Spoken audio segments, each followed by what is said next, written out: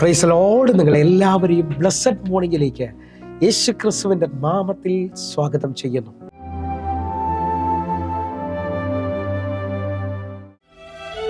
പ്രാർത്ഥനയ്ക്കുത്തരം നൽകുന്നവനേ, നിന്റെ സന്നിധിയിൽ ഞാൻ വരുന്നേ. പ്രാർത്ഥനയ്ക്കുത്തരം നൽകുന്നവനേ, നിന്റെ സന്നിധിയിൽ ഞാൻ വരുന്നേ. സ്വർഗ്ഗീയാനുഗ്രഹ ഭണ്ഡാരത്തിൻ വാതിൽ തുറക്കണമേ. സ്വർഗ്ഗീയാനുഗ്രഹ ഭണ്ഡാരത്തിൻ വാതിൽ തുറക്കണമേ. കേൾക്കണേ എൻ പ്രാർത്ഥന, നൽകണേ എൻ യാചന. കേൾക്കണേ എൻ പ്രാർത്ഥന, നൽകണേ എൻ യാചന.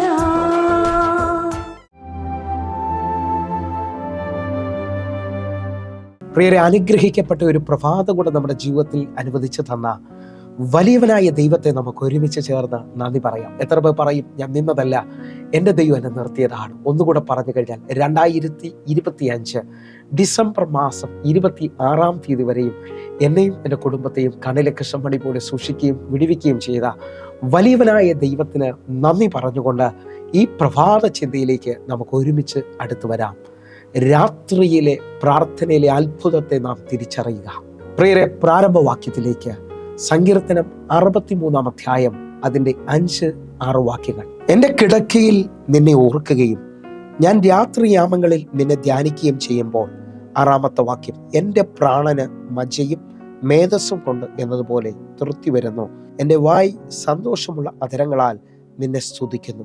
ഈ പ്രഭാതത്തിൽ ദൈവം നമ്മോട് ഇടപെട്ട അനുഗ്രഹിക്കപ്പെട്ട വചനത്തിനായി നമുക്ക് ഒരുമിച്ച് ചേർന്ന് ദൈവത്തിന് നന്ദി പറയാം. ഈ പ്രഭാതത്തിൽ നാം ചിന്തിക്കുന്നത് രാത്രിയുടെ പ്രാർത്ഥനകളിൽ വെളിപ്പെടുന്ന അത്ഭുതങ്ങളെ കുറിച്ചാണ്. എന്നെ കേൾക്കുന്നവരെ, വായിച്ചു കേട്ട വാക്യത്തിന്റെ ആഴം നാം തിരിച്ചറിഞ്ഞു കഴിഞ്ഞു. ആ വാക്യത്തിന്റെ ആഴം നിങ്ങളൊന്ന് ശ്രദ്ധിച്ചു നോക്കേ. ഞാൻ കിടക്കയിൽ നിന്നെ ഓർക്കുകയും രാത്രി യാമങ്ങളിൽ നിന്നെ ധ്യാനിക്കുകയും ചെയ്യുമ്പോൾ എനിക്ക് തൃപ്തി വരികയാണ്. ഹല്ലേലൂയ. എൻ്റെ വായ് സന്തോഷമുള്ള അധരങ്ങളാൽ നിന്നെ സ്തുതിക്കുകയാണ്. എന്നെ കേൾക്കുന്നവരെ, ജീവിതത്തിനകത്ത് സന്തോഷവും തൃപ്തിയും വെളിപ്പെടുന്നത് എങ്ങനെയെന്ന് സങ്കീർത്തനക്കാരൻ പറയാണ്. കിടക്കയിൽ ദൈവത്തെ ഓർക്കുകയും രാത്രി യാമങ്ങളിൽ ധ്യാനിക്കുകയും ചെയ്യുമ്പോൾ, രാത്രിയുടെ പ്രാർത്ഥനയുടെ അത്ഭുതത്തെക്കുറിച്ച് ചിന്തിക്കുമ്പോൾ നിങ്ങൾ തിരിച്ചറിയുക, ദൈവം എന്നെയും നിങ്ങളെയും കാണുന്നത് ഒരു കാവൽക്കാരന് തുല്യനായിട്ടാണ്. നിങ്ങളുടെ വീടിന് നിങ്ങൾ കാവൽക്കാരനാണെങ്കിൽ, നിങ്ങളുടെ സഭയ്ക്ക്, നിങ്ങളുടെ പട്ടണത്തിൽ നിങ്ങൾ കാവൽക്കാരനാണെങ്കിൽ, ഉണർന്നിരിക്കുന്നവനാണ് വാച്ച്മാൻ അല്ലെങ്കിൽ കാവൽക്കാരൻ. അവനറിയാം ശത്രു വരുന്ന സമയം, അല്ലെങ്കിൽ ശത്രു വരുന്ന സൈൻ അവന് അറിയാൻ പറ്റും. എന്ന് പറഞ്ഞാൽ ഗേറ്റ് തുറക്കുകയോ ഡോർ തുറക്കുകയോ ചെയ്യുമ്പോൾ ചില അനക്കങ്ങൾ ഉണർന്നിരിക്കുന്നവർ പിടികിട്ടും. ഹല്ലേലൂയ. കാരണം യോഹന്നാൻ വിളിച്ചു പറയാണ്, കള്ളൻ വരുന്നത് അറുപ്പാനും മുടിപ്പാനും വേണ്ടിയാണ്. ഇതാ, നീ ഉണർന്നിരിക്കുന്നുണ്ടെങ്കിൽ നിന്റെ വീട്ടിന്, നിന്റെ അതിർത്തിക്ക് നീ കാവൽക്കാരനാണ്.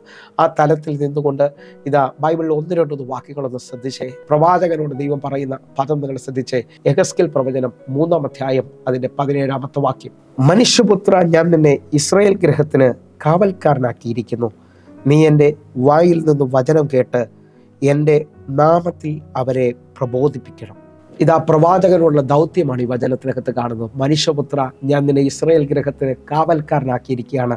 എൻ്റെ വായിൽ നിന്ന് വചനം കേട്ട് നീ അവരെ പ്രബോധിപ്പിക്കണം. അപ്പോൾ ദൈവം ഒരു പ്രവാചകനെ ആക്കിയിരിക്കുന്നത് കാവൽക്കാരനായിട്ടാണ്. ദൈവത്തിൽ നിന്ന് കേട്ട് ജനത്തെ പ്രബോധിപ്പിക്കുന്നവനായി തീരേണ്ടതിനായിട്ട്. എന്നാൽ യെഹെസ്കേൽ പ്രവചനം 22-ാം അധ്യായം അതിൻ്റെ 30-ാമത്തെ വാക്യം നാം ശ്രദ്ധിച്ചാൽ, ദേശത്തിന് നശിപ്പിക്കാതെ വണ്ണം ഒരു മതിൽ കെട്ടേണ്ടതിന് ദൈവം ഒരുവനെ അന്വേഷിക്കുന്നത് കാണാൻ പറ്റും. യെഹെസ്കേൽ പ്രവചനം 22-ന്റെ 30-ാമത്തെ വാക്യം. ഞാൻ ദേശത്തെ നശിപ്പിക്കാതെ വണ്ണം അതിനെ മതിൽ കെട്ടി എൻ്റെ മുമ്പാകെ ഇടിവിൽ നിന്ന് നിൽക്കേണ്ടതിന് ഒരു പുരുഷനെ ഞാൻ അവരുടെ ഇടയിൽ അന്വേഷിച്ചു, ആരെയും കണ്ടില്ല താനും. നിങ്ങൾ ശ്രദ്ധിച്ചു നോക്കിയേ, ദൈവം ഒരു പുരുഷനെ അന്വേഷിച്ചതാണ് അവിടെ കാണുന്നത്. ദൈവം ഒരു മതിൽ കെട്ടി ഒരു കാവൽക്കാരനെ പോലെ ഒരുവനെ അന്വേഷിച്ചത്, പക്ഷെ ആരെയും കണ്ടില്ല. ഈ വചനം കേൾക്കുമ്പോൾ രാത്രികളിൽ നിങ്ങൾ തീരുമാനമെടുക്കണം. ആ തീരുമാനത്തിൽ നിലനിൽക്കുന്നവരോട് എനിക്കൊന്ന് പറയാനുണ്ട്. എന്താണ് ഈ രാത്രിയുടെ പ്രാർത്ഥനയുടെ ആഴം? ഹല്ലേലൂയ. നാം എല്ലാം ജീവിതത്തിൽ പല സ്വപ്നങ്ങൾ കണ്ട് വാഗ്ദത്തങ്ങൾ കേട്ട് ദൈവികമായ നന്മകൾ പ്രാപിക്കാൻ നിൽക്കുന്നവരാണ്. പക്ഷേ നാം ഉറങ്ങുന്നവരാണെങ്കിൽ, നാം ആത്മീകമായി ഉറങ്ങുന്നവരാണെങ്കിൽ, ഭൗതികമായി ഉറങ്ങുന്നവരാണെങ്കിൽ നമ്മുടെ ജീവിതത്തിനകത്ത് ആഗ്രഹിക്കുന്ന സമയത്ത് പലതും നഷ്ടപ്പെട്ടു പോകും. എന്നാൽ നിങ്ങൾ തിരിച്ചറിയണമെന്ന് ഓർപ്പിക്കുന്നു. ചിലവർ വിസയ്ക്ക് വേണ്ടി അപ്ലൈ ചെയ്തിട്ടുണ്ട്, ചിലവർ വിവാഹത്തിന് വേണ്ടി പ്രാർത്ഥിക്കുന്നുണ്ട്, ചിലവർ അല്ലെങ്കിൽ എഡ്യൂക്കേഷന് വേണ്ടി അല്ലെങ്കിൽ വിദ്യാഭ്യാസത്തിന് വേണ്ടി ശ്രമിക്കുന്നുണ്ട്. പക്ഷേ ഇതൊന്നും തക്ക സമയത്ത് നടന്നില്ലെങ്കിൽ നമ്മുടെ ജീവിതത്തിൽ സമയം നഷ്ടമായി തീരുകയാണ്. പക്ഷെ പ്രാർത്ഥനയിൽ ഉണരുന്നുണ്ടെങ്കിൽ എന്താണ് സംഭവിക്കുന്നതെന്ന് ചോദിച്ചാൽ മത്തായിയുടെ സുവിശേഷം 13-ാം അധ്യായം അതിൻ്റെ 25-ാമത്തെ വാക്യം വലിയ ആഴമാണ്. മനുഷ്യൻ ഉറങ്ങുമ്പോൾ അവൻ്റെ ശത്രു വന്ന് ഗോതമ്പിൻ്റെ ഇടയിൽ കള വിതച്ച് പോയി കളഞ്ഞു. മനുഷ്യൻ ഉറങ്ങുന്ന സമയത്ത് ശത്രു വന്ന് അവൻ്റെ ഗോതമ്പിൻ്റെ ഇടയിൽ കള വിതച്ച് പോയി കളഞ്ഞു. എന്നെ കേൾക്കുന്നവരെ, കള വിതച്ച് പോയി കളയുകയാണ്. ശത്രു വന്ന് നന്മകളെ നശിപ്പിക്കുകയാണ്. ഞാൻ ആത്മാവിനെ വിളിച്ചു പറയാം, ഒറിജിനൽ ഉണ്ടെങ്കിൽ ഡ്യൂപ്ലിക്കേറ്റും ഉണ്ട്. പക്ഷെ ഒറിജിനലായവൻ കാവൽക്കാരനെ പോലെ ആയിരിക്കും. അവനെ നമുക്ക് തിരിച്ചറിയാൻ പറ്റും, അവൻ്റെ ഫലം കൊണ്ട് തിരിച്ചറിയാൻ പറ്റും. ഇതാ അല്ലെങ്കിൽ സങ്കീർത്തനക്കാരൻ പറയുകയാണ്, 126-ാം സങ്കീർത്തനം അതിൻ്റെ 5-ാമത്തെ വാക്യം പറയുന്നു, കണ്ണുനീരോടെ വിതയ്ക്കുന്നവൻ ആർപ്പോടെ കൊയ്യും. ഒരു വിതക്കാരൻ്റെ ഏറ്റവും വലിയ ആഴമെന്ന് പറയുന്നത് അവൻ്റെ കൊയ്ത്തിന് വേണ്ടിയുള്ള ആഗ്രഹമാണ്. അല്ലെങ്കിൽ ആ കൊയ്ത്തിൻ്റെ സ്വപ്നത്തിലാണ് അവൻ ജീവിക്കുന്നത്. ആ കൊയ്ത്തിന് വേണ്ടി ബൈബിൾ പഠിപ്പിക്കുന്നു, നീ 100 മേനി അല്ലെങ്കിൽ 30, 60, 100 മേനി വരെ കൊയ്യുവാനായിട്ട്. വചനത്തിനകത്ത് നിൽക്കുന്ന ചിലരോട് ഞാൻ വിളിച്ചു പറയാണ്, നിന്റെ ജീവിതത്തിനകത്ത് ഒരു കൊയ്ത്തുണ്ട്. അറിയാം, തക്ക സമയത്ത് നീ കൊയ്യും. കർത്താവ് ക്ഷാമകാലത്ത് ഇസഹാക്കിന് 100 മേനി കൊയ്ത്തു കൊടുത്തതാ കാണുന്നത്. ഞാൻ ആത്മാവിൽ വിളിച്ചു പറയാണ്, നിങ്ങളൊരു കാവൽക്കാരനെ പോലെ നിൽക്കുന്നുണ്ടെങ്കിൽ കള വിതയ്ക്കാൻ ശത്രുവിന് വരാൻ പറ്റത്തില്ല. നിങ്ങളുടെ ജീവിതത്തിനകത്ത് നിങ്ങൾ ഒരു അത്ഭുതം കാണാൻ പോയി. ഉണർന്ന് പ്രാർത്ഥിക്കാൻ പറ്റുന്നുണ്ടെങ്കിൽ ഉണർന്ന് പ്രാർത്ഥിക്കാൻ തയ്യാറാകുക. കാരണം ദൈവത്തിൻ്റെ നീതി രാത്രികാലങ്ങളിൽ പ്രാർത്ഥിക്കുന്നതിന് വേണ്ടി വെളിപ്പെട്ട് വരും. 119-ാം സങ്കീർത്തനം അതിൻ്റെ 62-ാമത്തെ വാക്യം, നിന്റെ നീതിയുള്ള ന്യായവിധികൾ ഹേതുവായി നിനക്ക് സ്തോത്രം ചെയ്യുവാൻ ഞാൻ അർദ്ധരാത്രിയിൽ എഴുന്നേൽക്കും. നിന്റെ നീതിയുള്ള ന്യായവിധികൾ ഹേതുവായിട്ട് എന്ന് പറഞ്ഞാൽ നീതി വെളിപ്പെടാൻ തുടങ്ങിയാൽ, നിങ്ങളുടെ ജീവിതത്തിനകത്ത് ദൈവനീതികൾ വെളിപ്പെടാൻ തുടങ്ങിയാൽ നിങ്ങൾക്ക് ഈസിയായി കാര്യങ്ങൾ അല്ലെങ്കിൽ നിങ്ങൾക്ക് സമയലാഭം ഉണ്ടാകും. ഹല്ലേലൂയ. പലതിനകത്തും പല ഗവൺമെൻറ് ഓഫീസിൽ ചെന്നാലും പല തടസ്സങ്ങൾ അല്ലെങ്കിൽ പറഞ്ഞ് ഒത്തിരി പേരെ നീക്കുന്നത് കാണാൻ പറ്റും. ഹല്ലേലൂയ. നാളെ വാ അല്ലെങ്കിൽ അടുത്ത ആഴ്ച വാ, അടുത്ത മാസം. ചിലവർ കോടതിയിൽ ചെന്ന് കഴിഞ്ഞാൽ ഓരോ പ്രാവശ്യം കേസ് മാറ്റിവെക്കുന്നതാണ്. അവരുടെ നീതി നഷ്ടപ്പെടുകയാണ്. ചില കുടുംബ വിഷയത്തിൽ ഇന്നും വർഷങ്ങളായി കോടതി നിൽക്കുന്നവരെ എനിക്കറിയാം. ഞാൻ അവരെ നോക്കി വിളിച്ചു പറയുകയാണ്, രാത്രിയാമങ്ങളിൽ ഉണർന്ന് പ്രാർത്ഥിച്ചാൽ ദൈവം നീതി നിങ്ങളുടെ മുമ്പിൽ വെളിപ്പെട്ട് വരുന്നത് കാണാൻ പറ്റും. ഒന്നുകൂടെ നിങ്ങൾ ശ്രദ്ധിച്ചു നോക്കേ, ശിഷ്യന്മാരിത് അക്കരയ്ക്ക് പോകുമ്പോൾ ആ രാത്രിയുടെ യാമത്തിൽ യേശു കർത്താവ് പ്രാർത്ഥിക്കുകയാണ്. ആ പ്രാർത്ഥനയിൽ യേശു കർത്താവ് ഉറ്റിരിക്കുമ്പോൾ ശിഷ്യന്മാർ തിരകളാൽ വലയുകയാണ്. ജീവിതം അവസാനിച്ചു എന്ന് തോന്നുന്ന ആ സമയത്ത് യേശു കർത്താവ് ആ നിലവിളിയിൽ, ശിഷ്യന്മാരുടെ നിലവിളിയിൽ, ആ കൊല്ലുമെന്നും തീർക്കുമെന്നും പറഞ്ഞ ആ തിരമാലയുടെ മുകളിലൂടെ അടുത്തു വന്ന് അവരെ രക്ഷിക്കുന്നത് കാണാൻ കഴിയും. ഞാൻ ആത്മാവിൽ വിളിച്ചു പറയുന്നു, ഇതാ പ്രാർത്ഥിക്കാത്തവൻ പല വിഷയത്തിനകത്ത് കുരുങ്ങുമ്പോൾ പ്രാർത്ഥിക്കുന്നവൻ ഈസിയായി ആ വിഷയത്തെ ജയിക്കുന്നത് നമുക്ക് കാണാൻ കഴിയും. അതേ നിലയിൽ തന്നെ നിന്നുകൊണ്ട് ശിഷ്യന്മാരും യേശു കർത്താവ് ഇരുന്ന പടകത യാത്രയാമങ്ങളിൽ മുമ്പോട്ട് പോവുകയാണ്. തിരകളാൽ അവർ വലയുകയാണ്. അവർ വന്ന് യേശുവിനെ ഉണർത്തുകയാണ്. ഉണർത്തുമ്പോൾ ഇങ്ങനെയാണ് പറയുന്നത്, നാഥാ, ഞങ്ങൾ നശിക്കുന്നതിൽ നിനക്ക് വിചാരമില്ലേ? എന്നെ കേൾക്കുന്നവരെ, നാശത്തിൻ്റെ അനുഭവത്തിൽ നിൽക്കുമ്പോൾ കർത്താവ് പ്രാർത്ഥനയിൽ എഴുന്നേൽക്കുകയാണ്. ആ നാശത്തിൻ്റെ അനുഭവത്തിനകത്ത് നിന്നുകൊണ്ട് അവർക്ക് പുതിയ ശാന്തത വെളിപ്പെടുത്തുക അല്ലെങ്കിൽ പുതിയ കാര്യങ്ങൾ കർത്താവ് ചെയ്യുകയാണ്. ഇന്ന് ഈ വചനം കേട്ടുകൊണ്ടിരിക്കുമ്പോൾ നിങ്ങൾ ഏത് അവസ്ഥയിലാണോ നിൽക്കുന്നത്, നിങ്ങളുടെ രാത്രിയിലെ ഉണർന്നുള്ള പ്രാർത്ഥനകളിൽ കർത്താവ് ചില സീസണുകൾ തിരിക്കാൻ പോവുകയാണ്. നിങ്ങളുടെ മുഖം, നിങ്ങളുടെ ഫേസ് ഹല്ലേലൂയ തിരിയാൻ പോവുകയാണ്. നിങ്ങൾക്കൊരു ന്യൂ ഫേസ് കർത്താവ് തരാൻ പോകുന്നു.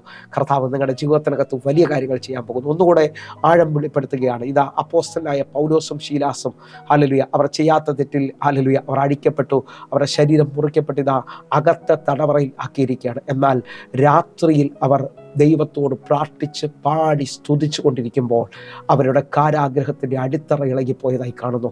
അവരെ കൂടെ നിന്ന് ഹല്ലേലൂയ മറ്റുള്ളവരെയും ചങ്ങല അഴിഞ്ഞു പോയതായി കാണുന്നു. രാത്രിയുടെ പ്രാർത്ഥനയിൽ നിങ്ങൾക്ക് മാത്രമല്ല അനേകരുടെ കെട്ടുകൾ അഴിയും. അനേകരുടെ കെട്ടുകൾ അഴിയുമെന്ന് വിശ്വസിക്കുന്നവരുണ്ടെങ്കിൽ എൻ്റെ കൂടെ ചേർന്ന് ഈ പ്രഭാതത്തിൽ ദൈവത്തിന് നന്ദി പറയണം. അപ്പോൾ എനിക്ക് പറയാനുള്ള ഒരു വെളിപ്പാട്, ജീവിതത്തിനകത്ത് അന്ന് പകൽ മുഴുവൻ അടിയും മുറിവേറ്റ് കാലുകൾ ആമത്തിലിട്ട് പൂട്ടി ഇനി ജീവിതത്തിനകത്തൊരു വഴിയില്ലെന്ന് പറയുന്ന ആ തലത്തിൽ നിൽക്കുമ്പോൾ പ്രാർത്ഥനയിൽ സ്ഥിരതയില്ലാത്തവന് ആ വേദനയിൽ, ആ മുറിവിൽ, ആ പ്രശ്നത്തിൽ പ്രാർത്ഥിക്കാൻ പറ്റത്തില്ല. നിങ്ങളുടെ ജീവിതം ഒന്ന് ശ്രദ്ധിച്ച് നോക്കണം. അറിയാം, ജീവിതത്തിനകത്ത് പ്രതികൂലവും പ്രശ്നം വരുമ്പോൾ പ്രാർത്ഥനയുടെ അനുഭവം ഇല്ലാത്തവന് പ്രാർത്ഥിക്കാൻ പറ്റത്തില്ല, അവൻ നിരാശപ്പെട്ടിരിക്കത്തേ ഉള്ളൂ. പക്ഷേ പൗലോസും ശീലാസും ഇന്നലകളിൽ പ്രാർത്ഥിച്ചവരാണ്. അതുകൊണ്ടാണ് ഇന്നത്തെ മുറിവിൽ, ഇന്നത്തെ വേദനയിൽ, ഇന്നത്തെ ചങ്ങലയിൽ അവർ പ്രാർത്ഥിക്കുന്നത്. നിങ്ങൾ പ്രാർത്ഥനയിൽ ക്രമപ്പെടുന്നവരാണെങ്കിൽ, പ്രാർത്ഥനയിൽ രാത്രിയാമങ്ങളിൽ ഉണരുന്നവരാണെങ്കിൽ നിങ്ങൾ ചിലതിനെ ജയിച്ചു എന്നുള്ളത് സത്യമാണ്. നിങ്ങൾ ചിലതിൻ്റെ മേളിൽ അത്ഭുതം കാണാൻ പോകുന്നുള്ള സത്യമാണ്. കാരണം എന്താണെന്ന് ചോദിച്ചാൽ, ഇതാ അപ്പോസ്തല പ്രവൃത്തി 12-ാം അധ്യായത്തിൽ ഹെരോദാവ് വാളുകൊണ്ട് യാക്കോബിനെ കൊന്നു. അത് യഹൂദന്മാർക്ക് പ്രസാദമായി എന്ന് കണ്ടിട്ട് അവൻ പത്രോസിനെയും പിടിച്ചു. ഞാൻ ആത്മാവിൽ വിളിച്ചു പറയാണ്, ദേശത്തിൽ അനീതികൾ വർദ്ധിക്കുമ്പോൾ, ശത്രുവിൻ്റെ ബലം വർദ്ധിക്കുമ്പോൾ പ്രാർത്ഥിക്കുന്ന സഭയുണ്ടെങ്കിൽ, അർദ്ധരാത്രിയിൽ സഭ സത്യയോടെ പത്രോസിന് വേണ്ടി പ്രാർത്ഥിച്ചെന്ന് അവിടെ എഴുതിയിരിക്കുന്നത്. രാത്രിയിൽ പ്രാർത്ഥിച്ചുകൊണ്ടിരിക്കുമ്പോൾ ദൈവദൂതൻ അവിടെ ഇറങ്ങി, ദൈവനീതി അവിടെ വെളിപ്പെട്ടു വരികയാണ്. നിങ്ങൾ രാത്രികാലങ്ങളിൽ ശക്തമായി പ്രാർത്ഥിക്കുന്നവരാണെങ്കിൽ ദൈവനീതി ദേശത്തിൽ വെളിപ്പെട്ടു വരും. അറിയാം, ചങ്ങലകൾ അഴിയും, കാരാഗ്രഹങ്ങൾ തുറന്നു വരും. ആ നിലയിൽ തന്നെ നിൽക്കുമ്പോൾ ഒരു വലിയ ആഴം ഞാൻ വിളിച്ചു പറയുകയാണ്. ഇതാണ് ഈ പ്രഭാത മെസ്സേജിൽ ശ്രദ്ധിക്കേണ്ടത്. യേശു കർത്താവ് രാത്രിയിൽ പ്രാർത്ഥിച്ചവനാണ്. പല വിരോധങ്ങളെയും യേശു കർത്താവ് പ്രാർത്ഥനയിൽ ജയിച്ചതായി കാണുകയാണ്. യേശു കർത്താവിനെ കൊല്ലുവാൻ ഹല്ലേലൂയ ആ ദേശത്തിലെ വിരോധികൾ തരമന്വേഷിച്ചു എന്നാണ് ബൈബിൾ കാണിക്കുന്നത്. ലൂക്കോസിന്റെ സുവിശേഷം 6-ാം അധ്യായം അതിൻ്റെ 11-12 വാക്യങ്ങളിലേക്ക്. അവരോ ഭ്രാന്ത് നിറഞ്ഞവരായി യേശുവിനെ എന്ത് ചെയ്യേണ്ടു എന്ന് തമ്മിൽ ആലോചന കഴിച്ചു. 12-ാമത്തെ വാക്യം. ആ കാലത്ത് അവൻ പ്രാർത്ഥിക്കേണ്ടതിന് ഒരു മലയിൽ ചെന്ന് ദൈവത്തോട് പ്രാർത്ഥനയിൽ രാത്രി കഴിച്ചു. ഏത് കാലമാണ്? യേശുവിനെ അവർ അവസാനിപ്പിക്കണമെന്നുള്ള പ്ലാൻ ചെയ്യുന്ന കാലത്ത് ശത്രുവിനെ ജയിക്കാൻ തക്കവണ്ണം രാത്രിയിൽ ദൈവത്തോട് ചേർന്നവൻ രാത്രി പ്രാർത്ഥിക്കുകയാണ്. എന്നെ കേൾക്കുന്നവരെ, രാത്രിയുടെ പ്രാർത്ഥനകൾ ശത്രുവിൻ്റെ പ്ലാനുകളെ മറിച്ച് കളയും. ഒന്നുകൂടെ ഒന്ന് ശ്രദ്ധിക്കാൻ പറ്റുമെങ്കിൽ, നിങ്ങളുടെ ജീവിതത്തിനകത്ത് വരുന്ന പ്രതിസന്ധികളെ, പ്രലോഭനങ്ങളെ, അല്ലെങ്കിൽ പരീക്ഷകളെ ജയിക്കേണ്ടതിന് ചിലർ ഉണർന്നിരുന്ന് പ്രാർത്ഥിക്കേണ്ടത് ആവശ്യമാണ്. അനുഭവത്തിൽ നിന്നാണ് പറയുന്നത്. ലൂക്കോസിന്റെ സുവിശേഷം 22-ാം അധ്യായം അതിൻ്റെ 39-40 വാക്യങ്ങൾ. പിന്നെ അവൻ പതിവ് പോലെ ഒലിവുമലയിലേക്ക് പുറപ്പെട്ടു പോയി. ശിഷ്യന്മാർ അവനെ അനുഗമിച്ചു. 40-ാമത്തെ വാക്യം. ആ സ്ഥലത്തെത്തിയപ്പോൾ അവൻ അവരോട് പരീക്ഷയിൽ അകപ്പെടാതിരിപ്പാൻ പ്രാർത്ഥിക്കുവിൻ എന്ന് പറഞ്ഞു. ഇതാ യേശു കർത്താവ് പിന്നെ പതിവ് പോലെ ഒലിവുമലയ്ക്ക് എന്ന് പറഞ്ഞ സ്ഥിരം കർത്താവ് രാത്രിയിൽ ഒലിവുമലയിൽ പോയിരുന്നു പ്രാർത്ഥിച്ചു എന്നുള്ളതാണ് കാണുന്നത്. അവിടെ ശിഷ്യന്മാരെയും കൂടെ വിളിച്ചുകൊണ്ട് പോയി അവരോട് കർത്താവ് പറഞ്ഞു, പരീക്ഷയിൽ അകപ്പെടാതിരിക്കേണ്ടതിന് നിങ്ങൾ ഉണർന്നിരുന്ന് പ്രാർത്ഥിക്കണം. എന്നാൽ അടുത്ത താഴോട്ടുള്ള വാക്യങ്ങൾ, യേശു കർത്താവ് ഇതാ ഒരു കല്ലേറും ദൂരത്ത് പോയി അറിയാം നിലമ്പാട് കിടന്ന് പ്രാർത്ഥിക്കുമ്പോൾ അവനെ ശക്തിപ്പെടുത്തേണ്ടതിന് ദൈവദൂതൻ ഇറങ്ങി വന്നു എന്നാണ് കാണുന്നത്. രാത്രിയുടെ പ്രാർത്ഥനകളിൽ ദൂതന്മാർ ചലിക്കുന്നത് നമുക്കറിയാൻ പറ്റും. അറിയാം, നമ്മുടെ ജീവിതത്തിനകത്ത് പുതിയ ചില വഴികൾ തുറക്കുന്നത് നമുക്കറിയാൻ പറ്റും. അതേ നിലയിൽ തന്നെ നിന്നുകൊണ്ട് 45-46 വാക്യങ്ങളിലൂടെ അവൻ പ്രാർത്ഥന കഴിഞ്ഞ് എഴുന്നേറ്റ് ശിഷ്യന്മാരുടെ അടുക്കൽ ചെന്നു. അവർ വിഷാദത്താൽ ഉറങ്ങുന്നത് കണ്ടിട്ട് അവരോട് 46-ാമത്തെ വാക്യം, നിങ്ങൾ ഉറങ്ങുന്നത് എന്ത്? പരീക്ഷയിൽ അകപ്പെടാതിരിപ്പാൻ എഴുന്നേറ്റ് പ്രാർത്ഥിക്കുവിൻ എന്ന് പറഞ്ഞു. യേശു കർത്താവ് പ്രാർത്ഥന കഴിഞ്ഞ് ചെല്ലുമ്പോൾ അവർ ക്ഷീണിച്ചുറങ്ങുന്നത് കണ്ടു. യേശു കർത്താവ് അവരോട് പറഞ്ഞു, നിങ്ങൾ ഉറങ്ങുന്നത് എന്തിനാണ്? പരീക്ഷയിൽ അകപ്പെടാതിരിപ്പാൻ നിങ്ങൾ എഴുന്നേറ്റിരുന്ന് പ്രാർത്ഥിപ്പിൻ. എന്നെ കേൾക്കുന്നവരെ, ഈ പ്രഭാതത്തിൽ രാത്രിയാമങ്ങളുടെ അത്ഭുതത്തെക്കുറിച്ചാണ് നിങ്ങളോട് പങ്കുവെച്ചത്. നമുക്ക് ഒരുമിച്ചൊന്ന് പ്രാർത്ഥിക്കാനായിട്ട് ചില യാമങ്ങൾ, ചില സമയങ്ങളൊന്ന് എഴുന്നേറ്റിരുന്ന് പ്രാർത്ഥിക്കാൻ പറ്റുമെങ്കിൽ ശത്രുവിനെ നിങ്ങൾ ജയിക്കുന്നത് കാണാൻ പറ്റും. നിങ്ങളുടെ ജീവിതത്തിനകത്ത് പുതിയ തലങ്ങൾ തുറക്കുന്നത് കാണാൻ പറ്റും. നമുക്ക് ഒരുമിച്ചൊന്ന് പ്രാർത്ഥിക്കാം. ദൈവ നിയോഗങ്ങൾ ഉള്ളവർ പ്രാർത്ഥിക്കുക. ദേശത്തിൻ്റെ കാവൽക്കാരനാണ്. ശത്രു കളവിതയ്ക്കാതെ വണ്ണം നമുക്ക് ഒരുമിച്ച് പ്രാർത്ഥിക്കാം. കണ്ണുകൾ അടയ്ക്കാം. ഞങ്ങളെ സ്നേഹിക്കുന്ന ഞങ്ങളുടെ നല്ല ദൈവമേ, ഈ പ്രഭാതത്തിൽ എന്നെ കാണുകയും എന്നെ കേൾക്കുകയും ചെയ്തവർ തീരുമാനത്തോടെ പ്രാർത്ഥിക്കട്ടെ. ഇവരുടെ ജീവിതത്തിനകത്ത് ദൈവികമായ നന്മകൾ തുറന്ന് ഇവർക്ക് വാഗ്ദത്തങ്ങൾ വെളിപ്പെട്ട് വരട്ടെ. അത്ഭുതങ്ങൾ സംഭവിക്കട്ടെ. യേശുവിൻ നാമത്തിൽ ഞാൻ പ്രാർത്ഥിക്കുന്നു. കേൾക്കണം പിതാവേ. ആമേൻ, ആമേൻ. പ്രിയരെ, ഈ പ്രഭാത സന്ദേശം നിങ്ങൾക്ക് അനുഗ്രഹമാകുന്നുവെങ്കിൽ നിങ്ങൾ ഈ യൂട്യൂബ് ചാനൽ നിങ്ങളുടെ അടുത്തൊരു സുഹൃത്തിലേക്ക് കൂടെ എത്തിക്കണമെന്ന് ഓർപ്പിക്കുന്നു. എന്നിട്ട് അവരോട് പറയുക, ഈ മെസ്സേജ് നിങ്ങൾ കാണണമേ, എൻ്റെ ജീവിതത്തിൽ ഇത് അനുഗ്രഹമാണ്. അങ്ങനെ ഉണ്ടെങ്കിൽ ഇത് മറ്റുള്ളവരിലേക്ക് ഇത് കടന്നു ചെല്ലും. അവരുടെ ജീവിതത്തിനകത്ത് ഈ വചനം പ്രവർത്തിക്കുന്നത് കാണാൻ കഴിയും. കാരണം ദൈവവചനത്തിന് ബന്ധനമില്ലല്ലോ. അതേപോലെ തന്നെ ഒരു സന്തോഷ വാർത്ത ഓർപ്പിക്കുകയാണ്. എല്ലാ ദിവസവും രാവിലെ 6 മണിക്ക് ഒരു അരമണിക്കൂർ നമുക്ക് ഒരു പ്രാർത്ഥനയുണ്ട്. നിങ്ങൾക്ക് സൂമിൽ കടന്നു വരാൻ പറ്റുമെങ്കിൽ കടന്നു വരിക. അതേ നിലയിൽ തന്നെ വൈകിട്ട് 6 മണിക്ക് നമുക്ക് സൂമിൽ ഹല്ലേലൂയ വ്യക്തമായി വചന സന്ദേശവും വിടുതലിൻ്റെ പ്രാർത്ഥനയും നടക്കുന്നു. ആരാധനയുണ്ട്. നിങ്ങളെ ഞാൻ ക്ഷണിക്കുകയാണ്. നിങ്ങൾ കടന്നു വരണമെന്ന് ഓർപ്പിക്കുന്നു.